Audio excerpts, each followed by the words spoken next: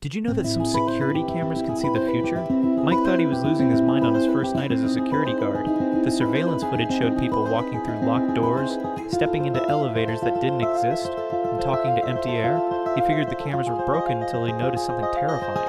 The timestamp showed these events were happening exactly 24 hours in the future. The building's residents had no idea they were living the same day over and over again. Only the security footage revealed the truth. Mike watched tomorrow's recordings like a horror movie he couldn't turn off. That's when he saw himself on the screen, discovering a dead body that hadn't been killed yet. He had less than 24 hours to prevent a murder, but there was one problem.